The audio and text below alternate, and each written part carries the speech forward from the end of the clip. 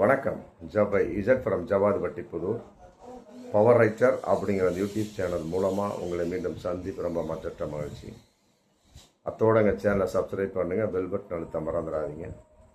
அத்தோட எல்லாத்துக்கும் ஷேர் பண்ணுங்கள்.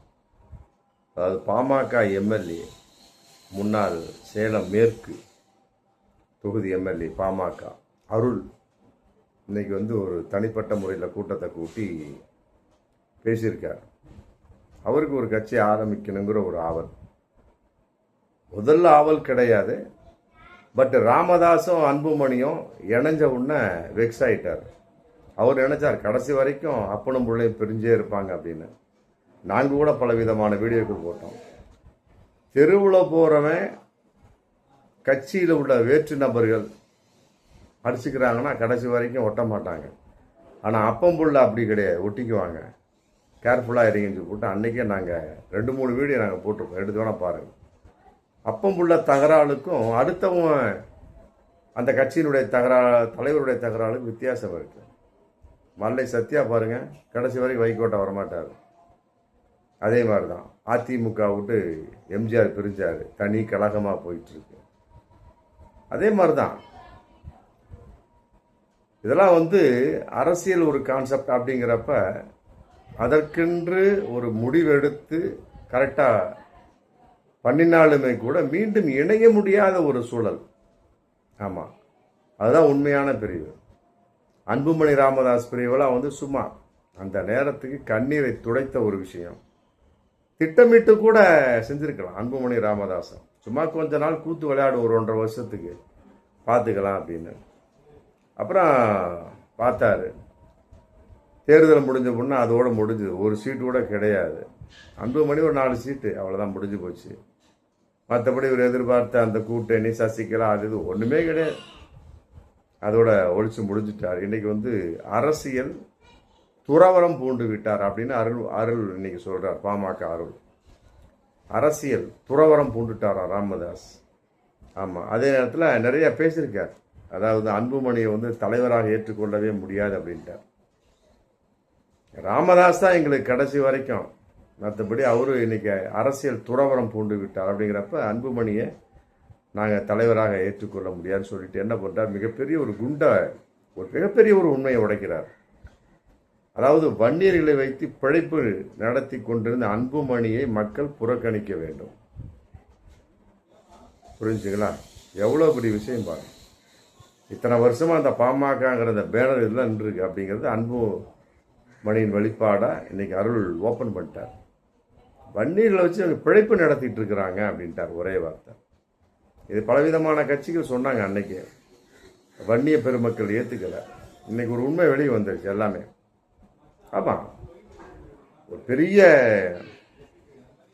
பில்டிங் ஒரு செங்கல் எடுத்தா போதும், அத்தனை பார்த்துடலாம். அது மாதிரி ஒரே ஒரு நபர் அருள் இன்னைக்கு தனி கூட்டம் போட்டு பண்ணிட்டு இருக்கிறாரு. அன்புமணிக்கு எதிராக ராமதாஸ் இல்லா முடிஞ்சு போச்சு. அதனால எல்லா உண்மையும் வரக்கூடிய ஒரு சூழலாக இனிமே இருக்கும். அருள் நிறைய உண்மைகளை சொல்லுவார். அதன் அடிப்படையில் ஃபர்ஸ்டே சொல்லிட்டார். இப்போ ஆமாம், வன்னியர்களை வைத்து பிழைப்பு நடத்தி கொண்டு அன்புமணியை மக்கள் புறக்கணிக்க வேண்டும். அத்தோடு வன்னியர்களை வைத்து நடத்தி கொண்டது அன்புமணியை நம்பி மக்கள் ஏமாறக்கூடாது அப்படின்ட்டார். அதையும் சொல்லிட்டார்.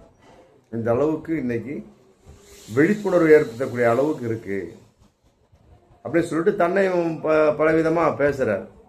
நம்ம என்ன எடப்பாடியோட மனசாட்சின்னு சொல்லக்கூடிய இளங்கோவன் ஃபோன் அடித்து என்னை கூப்பிட்டாரு, அதிமுகவில் சேருங்க. அப்புறம் தாவேக்காவில் நிறைய பேர் என்னை சேருங்கன்னு கூப்பிட்டாங்க. கூப்பிடாத ஒரே நபர் விசிக தொல் திருமாவளவன் மட்டும்தான். ஆமாம், அவரு கூப்பிட்டா என்னென்னு நாங்கள் பரிசீலனை பண்ணிடுவோம். ஏன்னா அது விடுதலை சிறுத்தைகள் வச்சு ஆரம்பத்தில் ஒரு தலித் இயக்கமாக வந்துட்டு இருந்தாலும் இன்னைக்கு அது சாதிய கட்சியே கிடையாது. அந்த அளவுக்கு ரொம்ப ஜனநாயகமான கட்சியாக மாறிடுச்சு. அதில் கூட அன்பு மணிக்கு ஆப்போசிட் அருள் சேரலாம், மாற்று கருத்து இல்லை சொல்கிறார் அவரே.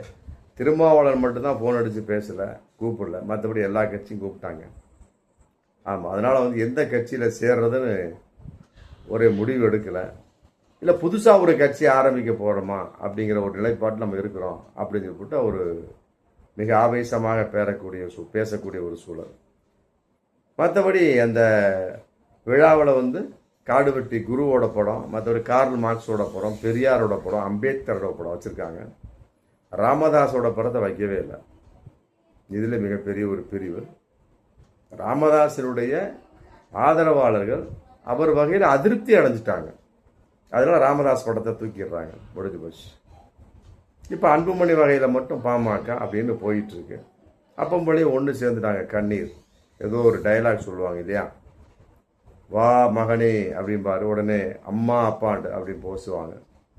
இப்படிப்பட்ட அன்பு நிறைந்த காட்சிகள் நிறைந்த படம் சொல்லி கூட விளம்பரம் பண்ணுவோம். அந்த மாதிரி வந்து அரசியலில் இதெல்லாம் சகஜமப்பா அப்படிங்கிறது வந்து வேறு விதமாக மக்கள், குறிப்பாக வன்னிய பெருமக்கள் பார்த்தாங்க. ஆனால் அப்பம் உள்ள வகையில் இந்த அளவுக்கு இருக்குன்னு யாருமே எதிர்பார்க்க வெக்ஸ் அடைஞ்சிட்டாங்க.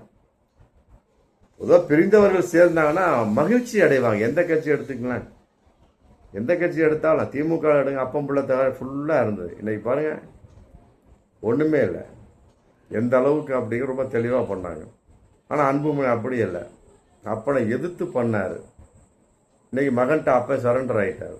அங்கே அப்படிலாம் கிடையாது. கடைசி வரைக்கும் பாச்சா பழிக்கல.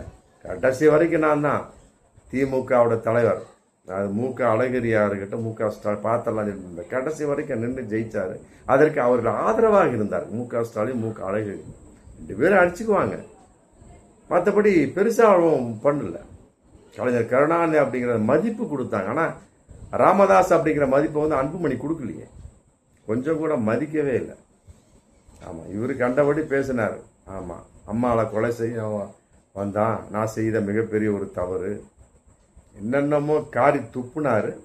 அப்புறம் அப்பம்புள்ள அவ்வளோதான், முடிஞ்சு அந்த ஜீன்ஸ் ஓட்டிக்கும். இது அடுத்தவனாக தான் ஓட்டுமா? அருள் ஓட்ட மாட்டார். அதான் அருள் ஓப்பன்டாக்கா பேசிட்டார். ஆமாம், யாரும் வந்து நம்ப வேண்டாம் அன்புமணியை, வன்னியர்கள் ஏமாற வேண்டாம் அப்படின்ட்டார். அப்போ இவர் தனிப்பட்ட முறையில் கட்சி ஆரம்பிக்க போகிறாரா, இவரோடு லட்சோப மக்கள் வேறு கட்சியில் இணைய போகிறார்களா அப்படிங்கிற வரும் காலங்களில் தெரிந்தாலுமே இன்னைக்கு ஒரு இருவிதமான ஒரு நிலைப்பாட்டில் பாமக அருள் இருக்கிறார். என்ன முடிவு எடுக்கலாம் அப்படின்னு. பட் எப்படிப்பட்ட முடிவு எடுத்தாலுமே சரி, அது அன்புமணிக்கு எதிராகத்தான் இருக்கும். ராமதாஸும் அங்கே இருக்க மாட்டார்.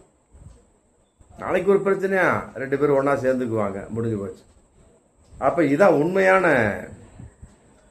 ராமதாஸ். இது பாமக உடைப்பு.